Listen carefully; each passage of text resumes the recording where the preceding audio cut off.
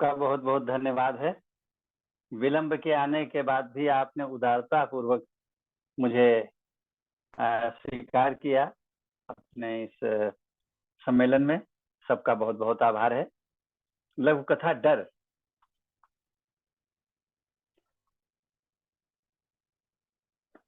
ये इसमें से थोड़ी संवाद शैली भी है, तो वाचन के माध्यम से ही मैं उसे व्यक्त करने का प्रयास करूंगा।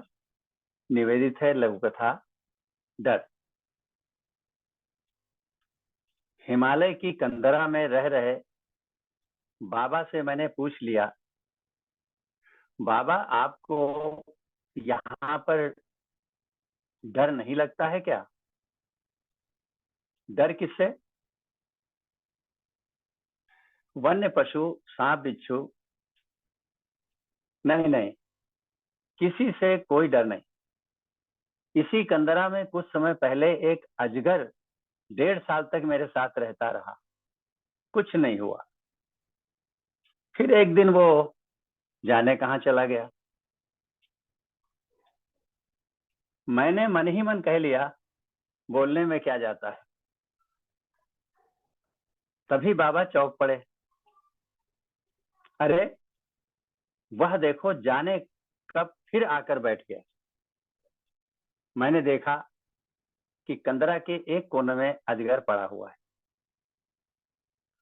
मेरे मुंह से निकल गया, ओह कितने निडर हैं आप। लेकिन बच्चा, इधर कुछ समय से डर लगने लगा। क्यों? अब इधर आदमी रहने लगे। धन्यवाद। बहुत बहुत धन्यवाद आचार्य जी। बहुत बहुत धन्यवाद। बहुत खूब। बहुत बहुत धन्यवाद। बहुत खूब। ये मेरा सौभाग्य है। ये मेरा सौभाग्य है। इनके पहले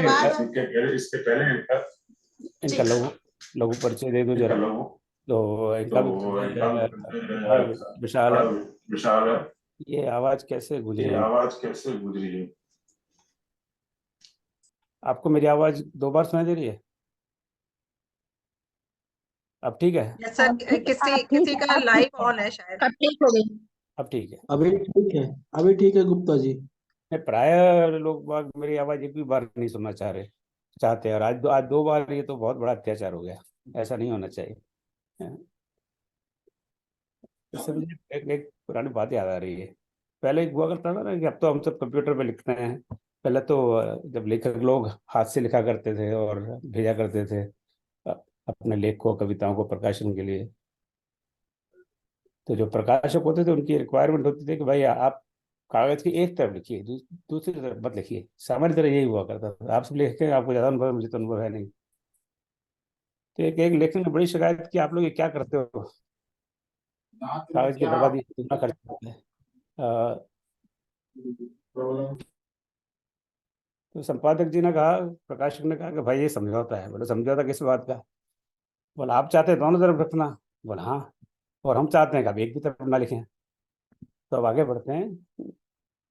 कांता राय जी का परिचय देता हूँ। ये फिलहाल भोपाल में है, हमारे रविंद्रनाथ टैगोर विश्वविद्यालय में प्रोजेक्ट कोऑर्डिनेटर हैं, भारतीय साहित्य एवं शोध संस्थान पर लघु कथा शोध केंद्र भोपाल के निदेशक हैं, और इनकी पत्रिका है लघु कथा, जो मासिक है, जो उसकी प्रधान संपादिका हैं। अपना प्रकाशन की संस्थापक हैं, और इनकी लेखन की विधाएं लघु कथा, कहानी, गीत, गजल, कविता और आलोचना। 7 पुस्तकों का प्रकाशन है और कई पुस्तकों का संपादन है। और लघु कथा को आगे बढ़ाने के लिए कई इकाइयां देश में खुली हुई हैं, और भोपाल से इनकी 12 इकाइयों का गठन है जिसका ये संचालन कर रही हैं, और कई सम्मान और पुरस्कार को मिले हुए हैं। तो इतने लघु परिचय के साथ मैं आदरणीय श्रीमती कांता राय जी का आमंत्रित करता हूँ कि ओम नरेश जी की कथा पर अपनी समीक्षा। जय श्री राम। स्वागत है आपका कांता जी। स्वागत है आपका। धन्यवाद ओम प्रकाश गुप्ता जी। और वाकई में आपके मंच द्वारा जो ये वैश्विक हिंदी लघु कथा पे जो काम हो रहा है वो अपने आप में उल्लेखनीय है। और मुझे लगता है कि जहां एक कमी महसूस की जा रही थी और वहां आपके इस पहल से वो कमी भी हमारी दूर हो जाएगी, क्योंकि जो समग्रता के समग्र, क्योंकि ऐसा नहीं है कि वैश्विक लघु कथा पे कुछ काम नहीं हुआ है, लेकिन समग्रता से वो काम दिखाई नहीं देता है, वो बहुत सारी कमियां हैं। और समग्र रूप से काम करना इतना आसान नहीं होता, क्योंकि आप एक बहुत बड़ा वैश्विक हिंदी परिवार को लेके चल रहे हैं, एक बड़े संस्थान को लेके चल रहे हैं। तो इस एक संस्थान के बड़े होने की बहुत सारी दुश्वारियां भी हैं और उनको उनसे जूझना भी पड़ता है, दिन रात अपना जो है उसमें अपना प्रतिदान देना पड़ता है।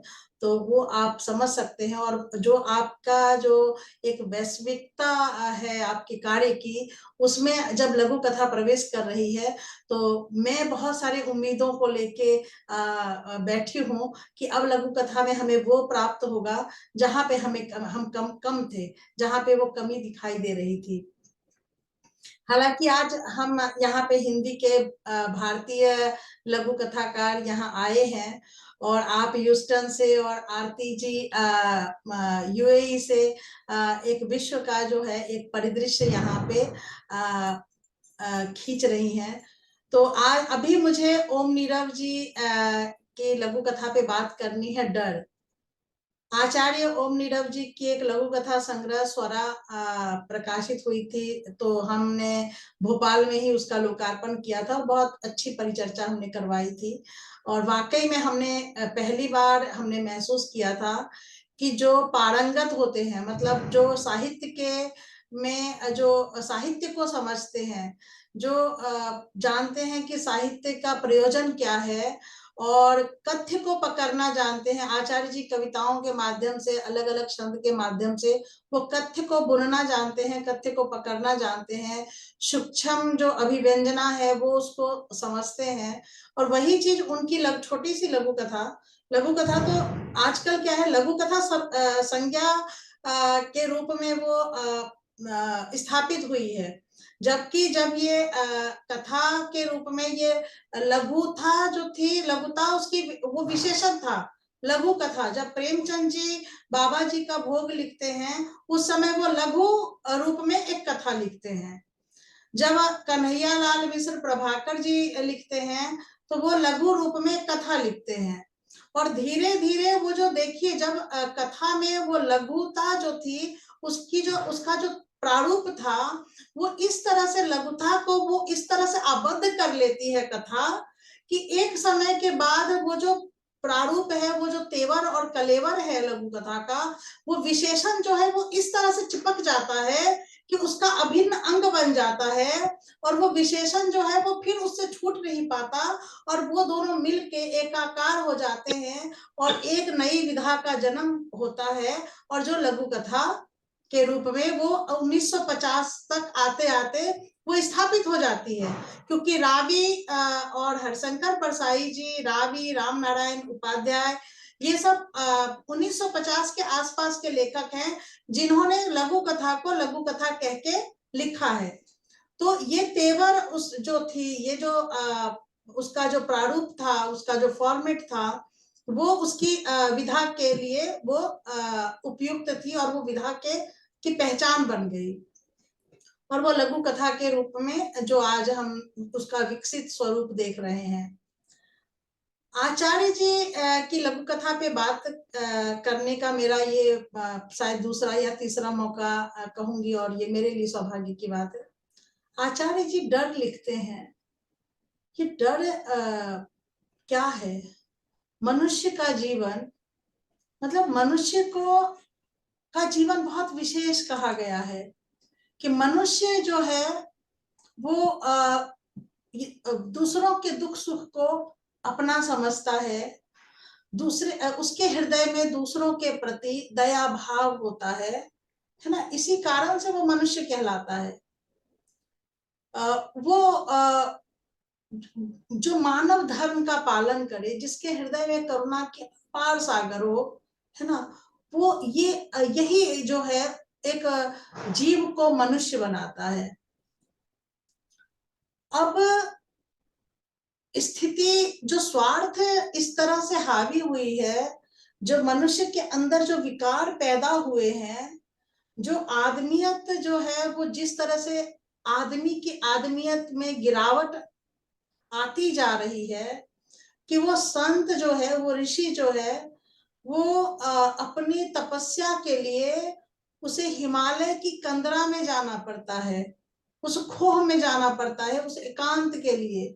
वो आदमी से भाग के वो साधु जो है वो मनुष्य से भाग रहा है, और मनुष्य से भाग के वो एक कंदरा में जाता है वो तपस्या करने के लिए। और उस कंदरा में एक आदमी आके पूछता है कि आप बहुत निर्भीक हैं, निडर हैं, आपको यहाँ पे डर नहीं लगता? तो वो अजगर के साथ रहने वाला वो आदमी कहता है, वो बाबा कहते हैं कि किससे डरूं? वन्य से, पशु से, सांप, बिच्छू, ये तो जीव है हमारे जैसे। मैं एक जीव हूँ, वो भी जीव है, तो नहीं, क्यों डरूंगा किसी से? ये 1.5 साल से का अजगर मेरे साथ रहता था, जाने कहाँ एक दिन चला गया। तो उस आदमी को विश्वास नहीं हुआ, क्योंकि वो आदमी तो था ही नहीं, वो मनुष्यता तो उसके अंदर खत्म हो गई थी। जहां लोभ है, लिप्सा है, स्वार्थ है, तो वो जहां पे स्वार्थ है और स्वयं के लिए करुणा, वो खुद के लिए सोचता है, वो जीव के लिए करुणा धीरे धीरे खत्म हो रहा है। और जिसके कारण ये सारी जो समस्या, जो समाज में जो समस्याएं हैं, जो व्याभिचार है, जो मानवता का हनन है, जो आप आतंकवाद देख रहे हैं, भ्रूण हत्या देख रहे हैं, बलात्कार देख रहे हैं, भाई भाई का नहीं रह गया है, माँ बाप के प्रति बच्चों का जो है, आप वृद्धाश्रम खोल रहे हैं, मतलब आप देखिए कि कहाँ रिश्ते नाते सब जो छले जा रहे हैं। तो आदमी की इतनी गिरावट जो है, उस गिरावट की जो है उसकी परिभाषा है ये लघु कथा, कि वो कहते हैं कि कितने अजगर से डर नहीं लगता। अजगर जो है वो निष्प्रिय है, वो एक उसके अंदर का अबोध, कि अजगर कोने में पड़ा हुआ है कंदरा के, वो देखता है, देखो कब आके बैठ गया। वो अजगर कोने में पड़ा हुआ है, और वो अजगर ऐसे पड़ा हुआ है जैसे कोई बच्चा पड़ा हुआ होता है कहीं पे एक। और वो कहता है कि वो कितने निडर हैं आप। जब वो कहता है कि कितने निडर हैं आप, तो वो जो बाबा था वो आदमी की तरफ देखने लगता है, वो कहता है लेकिन बच्चा इधर कुछ समय से डरने लगा है, क्यों? क्यों? अब इधर आदमी रहने लगे हैं। तो आदमी की जो गिरावट है, उस गिरावट को परिभाषित करती है ये लघु कथा। और लघु कथा का यही फॉर्मेट, लघु कथा का यही कथ्य ये एहसास दिलाता है हर एक पढ़ने वाला। मैं भी पढ़ रही हूँ तो मेरे अंदर भी मैं अपनी भावनाओं को एक फिर से चेक कर रही हूँ कि वाकई में क्या हम आदमी के लायक, आदमी कहलाने के लायक नहीं रह गए? क्या हम में अब मनुष्यता नहीं है? हम में अब करुणा नहीं है? हम में अब हमारा जो मानव धर्म था वो कहाँ चला गया? तो ये एक आत्मविश्लेषण करने को ये प्रेरित करती है, और बहुत अच्छी लघु कथा है। और ये लघु कथा का सही फॉर्मेट है, और लघु कथा के फॉर्मेट को पढ़ने के लिए ये एक उदाहरण भी है। अगर हम लघु कथा लेखन कौशल आजकल पढ़ा रही हूँ मैं विद्यार्थियों को, तो ये लघु कथा लेके मैं वहां रख सकती हूँ अपने कक्षा में, और कह सकती हूँ कि लघु कथा कैसी होनी चाहिए। तो आप इस लघु कथा को पढ़ के देखो और इसकी विवेचना करो कि ये क्यों लिखी गई, क्योंकि किसी भी रचना को लिखने के पीछे कोई कारण होता है। और निश्चित तौर पे ओम नीरव जी ने जी, तो बहुत अच्छी लघु कथा है। और जिस कारण से इसको लिखा गया है, वो कारण यहाँ स्पष्ट होता है, उद्देश्य भी स्पष्ट होता है। बहुत बहुत बधाई नीरव जी को।